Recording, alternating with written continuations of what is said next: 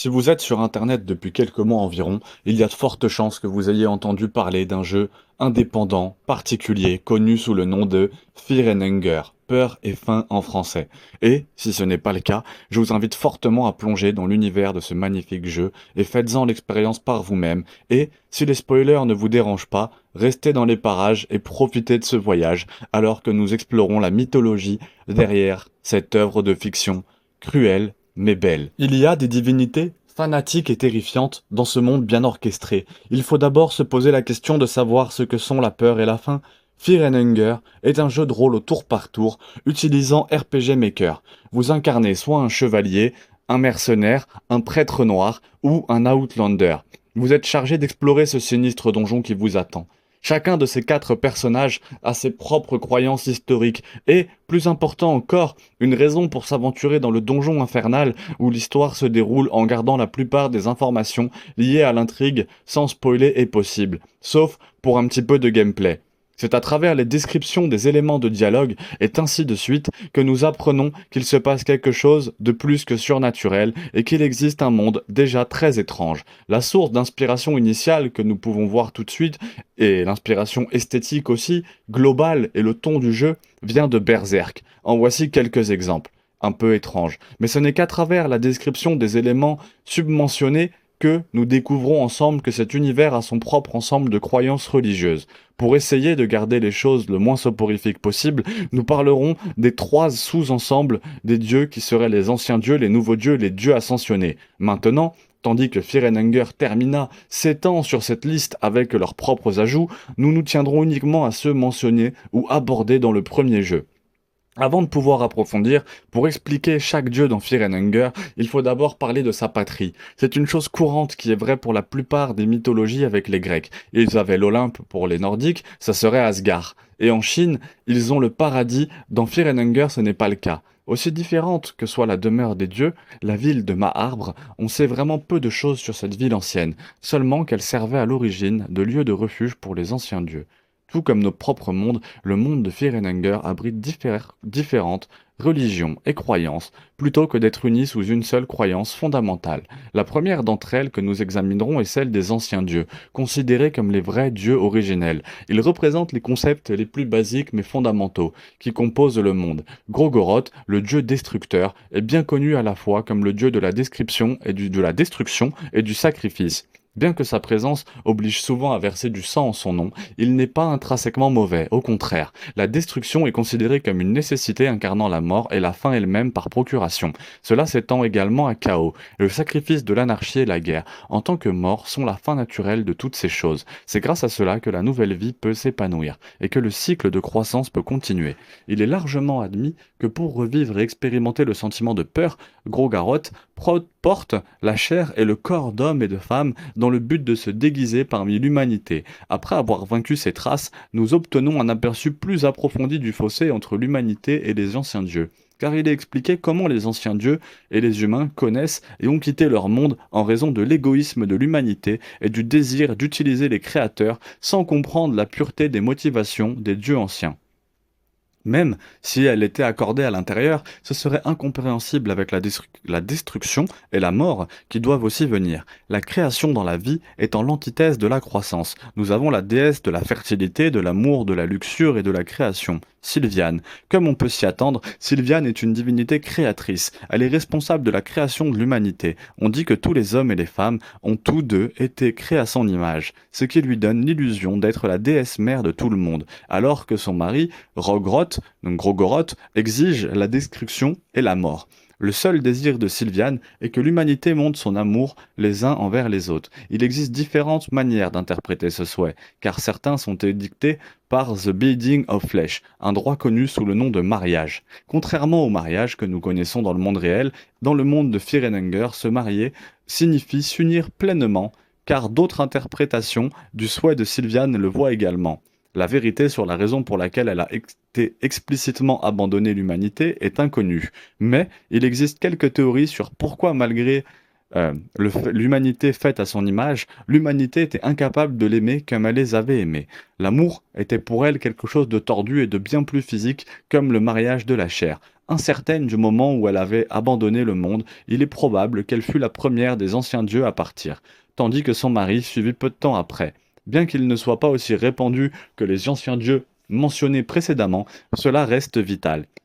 Néanmoins, avec des actions entourées d'obscurité et rarement d'adeptes, il n'y a que des discussions épaisses concernant le dieu des profondeurs. Même parmi ces mots fragmentés, une chose est vraie, ils sont la raison principale pour laquelle les donjons évoluent constamment et la disposition change constamment face aux nouveaux arrivants dans le jeu, possédant le concept de répulsion et d'obscurité incontournable. C'est à travers l'un d'eux, de ses personnages principaux, l'Outlander, Ragnar, que nous apprenons que les adorateurs de ce dieu sont souvent abandonnés et oubliés, dépourvus de toute conscience de soi-même ou même d'un intellect modéré. Ils ne sont capables que d'accomplir leurs devoirs prédestinés dans le donjon, généralement des insectes. Il y a ceux qui sont complètement vendus à ce dieu. Ils incluent les habitants des cavernes, des body snatchers et une poignée d'autres ennemis que vous pouvez rencontrer, contrairement à Grogoroth et à Sylviane qui ne s'attardent qu'à travers de faibles restes.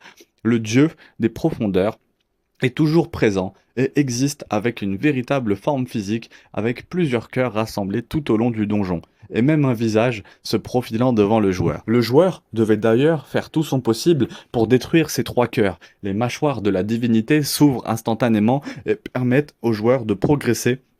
Dans ce dieu se trouve la clé de Maarbre, mais c'était connu sous le nom de Cube des Profondeurs. En se séparant de l'un de ses segments plus courts, le filou Mundgod, rare, n'est mentionné que vaguement dans la première Firenenger, car ils sont plus répandus dans Firenenger Termina. Je ne parlerai que des informations données dans le premier jeu aujourd'hui. Étant un personnage mystérieux, mais pas aussi obscur que le dieu des profondeurs, Rare mérite sa propre vidéo qui va sortir bientôt, est l'un des rares dieux qui néglige et surveille encore de près l'humanité. Décrit comme une sorte de divinité jalouse, Rare pour tester l'idée de partager la divinité et le monde aux côtés de l'humanité en raison de la moquerie et de la fierté gonflée des humains, aux côtés de l'usurpation des anciens dieux. Il considère ces actions comme de la moquerie et a l'intention de débarrasser le monde de leur influence. Certains de ses serviteurs, tels que Pocket Cat ou Lady Moon, bien que la présentation initiale de Pocket Cat semble plutôt troublante, il y a une vidéo de 16 minutes qui lui est dédicacée sur ma chaîne, son objectif est de capturer les enfants et de les empêcher de devenir le vaisseau d'un nouveau type de dieu qui pourrait rivaliser avec la puissance de l'ancien, et même Colmer était devenu à la fois moitié homme et moitié dieu. Crash and Burn. Cependant, en tant que l'un des nouveaux dieux, Nilvian avait déjà déjoué ce dieu filou, après que les anciens dieux eurent abandonné et quitté l'humanité. Le monde et ses royaumes avaient commencé à se détériorer avec les grands désirs et les valeurs qu'ils avaient autrefois quitté leur monde, furent bientôt remplacés par des pratiques de horde et des principes profanés sans aucune autre direction. Une équipe de 5 mortels avait été formée en cette période de parodie. François, le dominant, Nilvien, l'infini, Valtiel, l'illuminé, Shambhara, le tourmenté, et Nostradamus, l'oublié. Ils ont tous essayé de retrouver leur dieu perdu. Cette aventure les emmènerait au pays de Mahabray, en surmontant tous les défis qui les attendent. C'était le doute et la faiblesse de Nostromus qui avaient formé un fossé entre lui et les 4 membres restants. Après avoir marché en avant, détruisant l'héritage des anciens dieux, cette bande de mortels avait forgé un nouvel ordre mondial, NOM, un âge pour l'humanité où ils pouvaient décider de leur propre destin, et de leur destin en choisissant leur propre dieu à adorer. À la fin, c'est là que la communauté a accédé au rôle des nouveaux dieux. Individu égoïste, même après son ascension vers la divinité, François, détesté par beaucoup de ses frères, qui habitent la grande salle, bien qu'il souhaitait unifier les terres en temps de guerre, cela n'était que du carburant pour lui pour atteindre plus de force et s'installer dans le temple d'or. François sert à la fois le garde de cour pour ceux qui cherchent l'ascension, ainsi que de dirigeant de Maarbre, devenant un dieu extrêmement compétent. Lors de l'ascension de Valtiel, le but initial de Valtiel, ou plutôt son obsession, a été la création d'une vie artificielle, visant à l'origine à créer des êtres de la classe ouvrière. Contrairement à la plupart des gens dans lesquels il a réussi, les efforts croyant que créer la vie combleraient le fossé entre le nouveau et l'ancien, ainsi que débloquerait la véritable divinité. C'est l'envie qui a rapidement conduit à la chute de ses créations, la mise à l'épreuve de la pensée de ses créations lui survivant telles qu'elles avaient été initialement créées. Valtiel l'Éternel avait fixé une limite à leur durée de vie en créant ces ouvriers artificiels à partir de chair, afin qu'un jour ils puissent expirer. Il y a peu à dire sur Shambhala, le tourmenté. À l'origine poète, sa conviction fondamentale était qu'aucun grand art ne peut être réalisé sans douleur et souffrance, croyance qu'il continue d'exprimer même à travers son ascension, alors qu'il continue d'étendre sa douleur aux autres, bien qu'il ne soit pas l'un des 4 nouveaux dieux qui s'étaient lancés dans leur aventure de Maharbre, Nashara et là, des rares nouveaux dieux nommé et exploré dans Fear and Hunger. Étant un mage de sang compétent du sanctuaire oriental, il est le destin de la terreur autoproclamée de l'homme moderne précédent. Voltaï et les grandes bibliothèques. Finalement, il a été trahi par ses camarades, des nouveaux dieux largement considérés comme un individu effronté et mal élevé. C'est peut-être une combinaison de cela, et ses fréquents actes de violence envers les autres qui ont conduit à cette décision. Mais c'est cette tradition qui poussera Nashara à chercher à se venger à ceux qui lui ont fait du tort. Contrairement aux nouveaux dieux précédents, qui ont mentionné qu'il y avait quelque chose de vraiment différent chez Nashara, c'est la prise de conscience que la divinité ne changerait rien, qu'elle aiderait seulement à répéter un cycle sans fin. Le dernier membre de la communauté à embarquer, un Nilvian, incarne le potentiel infini de l'humanité, car elle croit que tout peut être réalisé si on s'efforce suffisamment d'en être conscient, qu'un jour son erreur prendrait fin. Elle cherchait un moyen de faire avancer son héritage, pour s'assurer que son règne continuerait, même si elle n'était plus là pour en être. Témoin de première main, c'est alors qu'elle s'est adressée à l'homme de la prophétie, celui qui était capable de disparaître, d'unir les terres en guerre sans force. C'est avec cet homme qu'elle avait conçu leur enfant, qui était considéré comme l'éventuelle lumière de l'humanité, contrairement au nouveau Dieu, et à son compagnon, s'intéresse peu au conflit, mais permet plutôt aux joueurs de voir les histoires de chaque personnage jouable. Kahara, Ders, Enki et Rangva. Le tout afin d'afficher ses inquiétudes et son inquiétude à l'égard de l'humanité après qu'elle ait demandé aux joueurs d'emmener son enfant au cœur des ténèbres, avant d'approfondir et de discuter du nouveau dieu final de ce segment. Je veux donner l'un des 2 avertissements majeurs en matière de spoiler. Cela implique à la fois un personnage majeur et une révolution assez critique. Donc si cela ne vous dérange pas, continuez à regarder. Mais si vous le faites, je vous laisserai un petit timer éventuellement, ou encore sinon n'hésitez pas à avancer vraiment dans la vidéo pour ne pas être spoilé. La concentration est la raison principale derrière Ders et l'aventure de Rangva dans ses donjons est le garde. Mais si vous regardez cette vidéo, vous avez sûrement regardé la vidéo Qui est le garde. Le garde est sans doute l'un des personnages les plus importants de ce jeu de fou. Pour atteindre la fin l'impliquant, le joueur doit atteindre sa cellule avant que les 30 minutes de jeu ne s'écoulent. Sinon, il sera trop tard et le garde aura été exécuté. Il est révélé que l'homme de la prophétie susmentionnée n'était autre que le garde avec des histoires et des chansons écrites à son sujet, bien avant sa naissance. Même les nouveaux dieux ne connaissent pas son objectif, autre que celui d'être un grand parmi les grands, servant eux-mêmes les chefs des fils de minuit.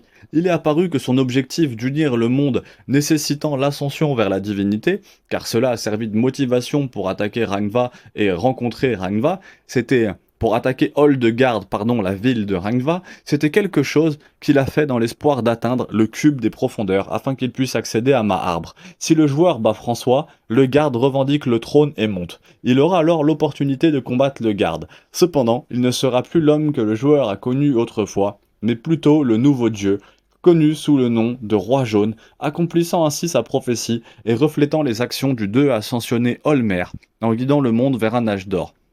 Car les synagogues sont similaires à celles des nouveaux dieux dans lesquelles ce sont des mortels qui sont montés dans la divinité dans toute la réalité de cette catégorie, des dieux. Le plus obscur est le plus petit nombre, car la majorité n'est vue que dans Fear and Hunger 1. Il n'y a que la seule clé qui est communément partagée entre eux, c'est leur force. Il semble qu'une synagogue, peu importe qui ils sont, possèdent tous une force qui rivalise avec celle des anciens dieux. Influencés fortement par Jésus-Christ et le christianisme, la première divinité ascensionnée dans Fear and Hunger était Olmer. Né dans la ville de Jataya en tant qu'homme mortel élevé par une mère vierge, Olmer était d'origine humble, rassemblant la popularité qui était plutôt à caractère humble, rassemblant la popularité et prenant de l'importance grâce à ses enseignements. Il rassembla finalement 12 apôtres afin de potentiellement donner naissance à un nouvel ordre mondial. Bien que ses efforts aient eu de bonnes intentions, Les dirigeants corrompus du sanctuaire oriental avaient eu vent de ses actions menacées par cela, car Olmer avait réussi à unifier le monde malgré différentes religions et dieux. Ils l'ont soumis à la mort par crucifixion, avec sa mort qui marquait l'année zéro, le début d'une nouvelle année civile. Dès que Maharbre a vu sa mort, c'était alors qu'il devenait un vieux dieu retournant au royaume mortel dans l'espoir d'arrêter la tyrannie qui avait été instaurée en son absence. Lui et ses apôtres avaient conçu un plan utilisant cette nouvelle force qui avait été obtenue grâce à la divinité. Olmer massacra les rois et les sultans qui avaient cherché à assombrir le monde avec leurs mauvaises voies, créant le nouvel ordre mondial dans lequel il se tenait au centre et la louange et l'adoration encore à ce jour, tout comme dans la mythologie moderne où toutes ces histoires contiennent des contes différents. L'origine d'Olmer avec Enki et sa peau est également la Bible d'Olmer, à qui il avait été créé par un maître architecte qui avait dessiné à la fois l'homme et la femme, et que sa ressemblance avec Sylviane avait été créée par cet architecte pour remédier aux défauts et aux imperfections de sa conception originale de l'humanité. Il était destiné à être parfait, le summum de l'humanité, et son potentiel a été créé et né en l'an zéro. Immédiatement, Olmer s'est mis à travailler à la création de ce nouvel ordre mondial, un peu comme le mythe moderne. C'est aux joueurs de choisir à quelle histoire il choisit de croire une fois de plus. J'aimerais donner un dernier avertissement avant de discuter du dieu final dans cette vidéo. Si quelqu'un qui a plus d'importance que le garde lui-même, ce serait plus qu'improbable. La première rencontre de ce personnage qui n'est rien de plus qu'une simple petite fille dans une cage, un membre du groupe sans défense, avec peu d'offensive et de défense, qui la garde, vous permettra d'être témoin d'un des plus grands rebondissements encore évoqués à maintes reprises. Le jeu, des expressions sombres qu'il a en trouvant le corps malade de Le Garde ou le souhait urgent de Noven, cette petite fille est le personnage le plus vital à rencontrer, étant la fille de Le Garde et de Nilvienne. Cette fille, sans nom, est une enfant de la lumière, et si vous surmontez tout, il y a de fortes chances que vous l'ameniez dans les profondeurs comme sa mère le souhaitait, alors vous serez généreusement accueilli avec de la récompense, votre vraie récompense, votre prix pour avoir amené la petite fille jusqu'au bout est la création du deuxième dieu ascensionné, le dieu de Fear and Hunger. Depuis sa naissance, elle détenait l'âme d'un ancien, étant l'enfant de celui prophétisé et d'un nouveau dieu. Son existence était destinée à être un spectacle pas comme les autres, étant la seule ascension de Dieu que nous ayons eu le malheur de combattre. Nous commençons avec la vraie force que possèdent ces dieux et les anciens dieux, que vous gagniez ou perdiez, la fin est inévitable, nous donnant une fin douce amère. Nous apprenons que malgré les difficultés exténuantes que ce chemin nous a fait emprunter pour le bien de l'humanité, il était nécessaire qu'elle soit là, le dieu de Fear and Hunger est vraiment la lumière nécessaire pour inaugurer l'ère du mieux-être. Merci, merci, merci. Même si ce n'est pas votre forme standard de mythologie, l'une des choses clés que je vise à faire avec cette chaîne est de discuter d'une variété de dieux et de mythes par rapport à Fear and Hunger, qu'ils proviennent de séries fictives ou du monde réel. Et au cours des derniers mois, j'ai été totalement séduit et amoureux de cette œuvre d'art. Et pourtant, après avoir regardé plus profondément dans ce monde, j'ai pu, et il ne semble pas y avoir beaucoup de vidéos discutant de la mythologie et de la tradition qui se cachent derrière. Alors j'espère que cela vous servira de bon point de départ pour ceux qui sont curieux de connaître le monde de Fear and Hunger et la mythologie qui est sous-entendue bien sûr. Je recommande toujours fortement le jeu, même si vous n'avez pas le temps de jouer au jeu, faites quelques parties même après avoir regardé cette vidéo. Si vous souhaitez me voir davantage discuter de ce jeu, il suffit bien sûr de vous abonner et de mettre un petit pouce bleu. Assurez-vous de passer par Steam bien sûr, hein. Le mieux serait quand même de rémunérer l'auteur, mais sinon vous pouvez très bien jouer aussi sur votre téléphone, vous inquiétez pas. Je laisserai peut-être des liens dans la description vers toutes les vidéos anglaises, mais je pense que je consacrerai une vidéo justement où je mettrai toutes les descriptions de toutes les vidéos dont je me suis inspiré. Là, si vous voulez regarder, c'est Fear and Hungers, Crueling Mythology, donc une mythologie éreintante, qui sera le titre de cette vidéo. J'espère vraiment que ça vous a plu, n'hésitez pas à vous abonner, pouce bleu, il y a beaucoup de vidéos sur le lore de Fear and Hunger, sur Fear and Hunger. Là, les vidéos sur le lore, je pense que j'en ai fait un paquet, je vais en faire encore une ou deux et on va repasser sur des guides sur Fear and Hunger Termina, mais n'hésitez pas à me mettre un petit commentaire, ça ferait vraiment plaisir. Force, à très vite.